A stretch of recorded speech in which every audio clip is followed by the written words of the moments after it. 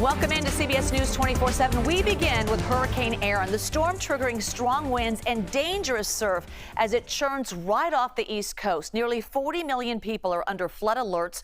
North Carolina's Outer Banks is bracing for the next high tide tonight, which could bring more coastal flooding.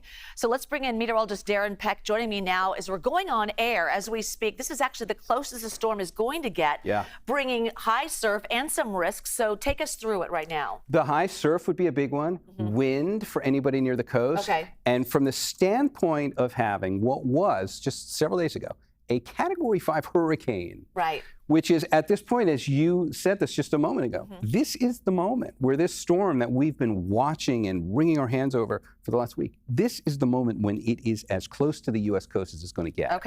So what we're seeing from the worst of this are people need to be very mindful near the coastline. There's going to be some coastal flooding for places that we would typically always see in storms like this. Cape Hatteras, those Outer Banks in the Carolinas. But I want to talk about one other aspect of this. So I'm going to step over here, Juliet. We'll check in with you in a bit. If you take a look at what this storm looks like on the map, here's where it is at its closest. And even though it is starting to pull away from the East Coast, we still have several days where we need to stay on top of this. Because if you visualize the wave heights, and we'll play this now in a forecast that take it from where it was this morning and advance it through the next couple of days, the worst of the wave heights have just passed the Carolinas, really within about the last few hours. But you've got to get through Saturday before the last of the impacts from Erin's impact on waves and wind and risk at the beach passes. I just want you to see where we are by the time we get to Saturday. This is taking us for the forecast to Saturday. Sure, the storm's gone and it's decaying. The colors out here show you where the wave energy, especially towards the eastern seaboard, is still enough of a concern. I'll just leave you with this notion on the map. The parts of the coastline that are all colored here, when we start taking a look at where high surf advisories and rip currents are major concerns, those warnings stay on this map until Saturday night up here. There is still a high surf advisory until Saturday night for Long Island. Don't let your guard down, even if you're on the far northeast coast. The wave impacts will be felt for a few days from this. All right, Juliet, back to you. Good information. Now I want to go to CBS News correspondent Tom Hanson joining us live at Jones Beach, New York. Tom, I don't see you in our shot right now. Maybe you'll come through, but what is the latest there? Hey there, Juliet. Well, basically, I'm standing where there should be a beach here, and there should be a beach for some stretch of this land. But instead, we are standing in about 2 to 3 feet of water. It goes up to my mid-thigh. I'm about 6 feet tall. It is up to my mid-thigh. And so what you're seeing is some coastal flooding, some preliminary coastal flooding already from this storm that is hundreds of miles off the coast. So, you know, that is from waves that are 8 to 12 feet currently. But it's only going to get more intense as the night goes on. We are expecting wave advisories are expecting waves to reach 12 to 16 feet. So this is not surf that you really want to get into, even if you're a strong swimmer. Nonetheless, we have seen people here and there walking along the beach.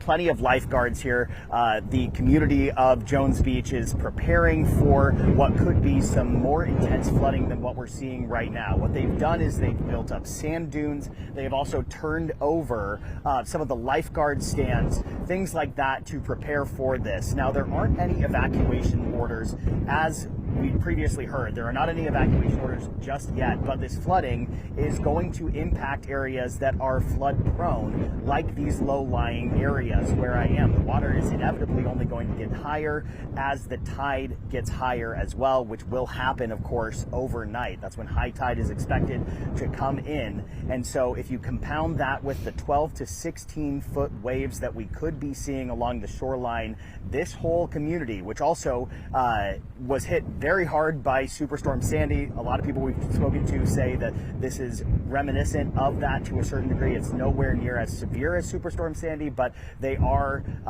recalling memories from that. People we've spoken to on the ground here, because they say they have not seen this coastline like this since then. So there is the potential for more intense flooding to happen along these flood-prone areas. We're going to be following that very closely, Juliet. Yeah, thank you for that perspective there, because where you're standing, you're kind of right knee-deep in the waters there that's covering the park benches and where people would normally walk around.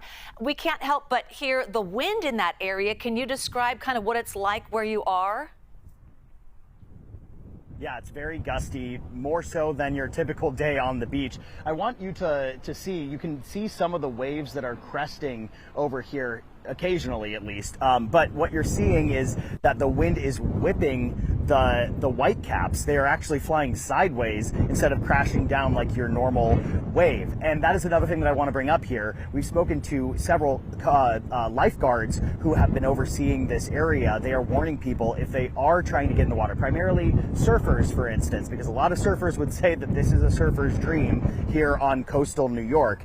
They are saying that the water is actually has a side current that is pushing sideways. So it's a strong current. If you get in the water, you are not going to stay directly where you got in for very long. So they are recommending not getting in the water, even for the most experienced of swimmers. And once again, Juliet, as those higher waves come in, that means that more of these storm-like conditions will be coming here as well. And that means stronger winds and stronger gusts blowing through this area as well. Yeah, absolutely. You mentioned that there aren't any evacuation orders right now. So I'm wondering, does that still give people the warning to stay away from the water? That's the danger zone right now.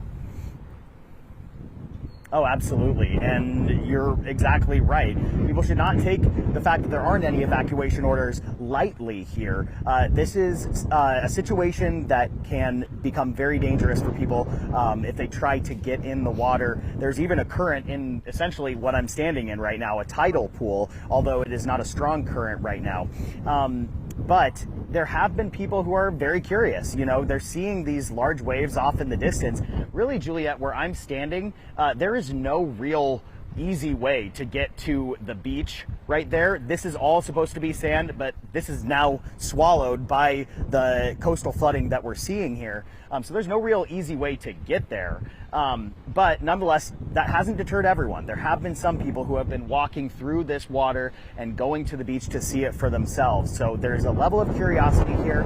I think, though, that I'll reference Superstorm Sandy once again. A lot of people here, that is still fresh in their minds, even if it was 13 years ago that struck. So I think they are taking this pretty seriously here, and hopefully they will take it even more seriously as the night goes on, Julia.